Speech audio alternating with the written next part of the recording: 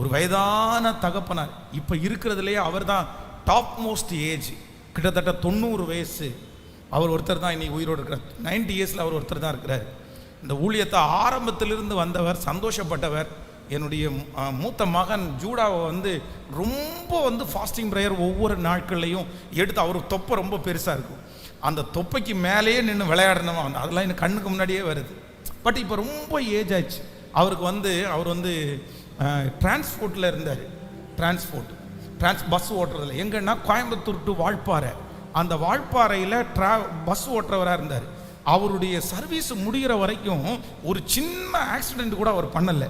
அதனால அவருக்கு என்ன பண்ணிட்டாங்க அப்படின்னு சொன்னால், அந்த டிரான்ஸ்போர்ட் அவருக்கு ரிட்டையர்ட் ஆகிற டைம் பார்த்தீங்கன்னா ஒரு மோதிரம் பரிசாக கொடுத்தாங்க. அது ரொம்ப யாருக்குமே அது மாதிரி செஞ்சதில்லை.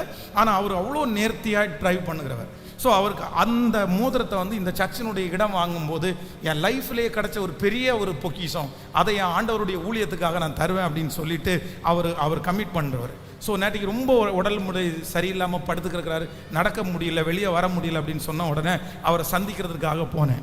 அவரை சந்திக்கிறதுக்காக போய் நான் வந்தோடனே, அது வரைக்கும் அவருக்கு நினைவு தெரியல. நான் வந்த உடனே பாஸ்டர் வந்திருக்கேன்னு சொன்ன உடனே வந்துட்டிங்களா அப்படின்னு அவருக்கு தெரிஞ்சிச்சு. ஒரு சில வார்த்தைகளை பேசின உடனே அவருக்காக நல்லா ஜெபம் பண்ண உடனே முடித்த உடனே, பாட்டு பாடுவீங்கல்ல, ஜெபம் பண்ணுவீங்கல்ல, ஜெபம் பண்ணுறீங்களா, பாட்டு பாடுறீங்களான்னு சொன்னால், 90 வயசுக்கு மேலே நடக்க முடியாமல் படுத்து கிடக்கிறாரு. அவருடைய வாயை திறந்து அந்த இருக்கிற சத்தத்தில் அவர் பாடிட்டே இருக்கிறாரு. எனக்கு ரொம்ப ஆச்சரியமாக இருந்து, சாப்பாடு எதுவுமே அவருக்கு இறங்கலை, வெறும் தண்ணி மட்டும்தான் கொஞ்சம் லிக்விடாக குடிச்சிட்டு இருக்கிறாரு.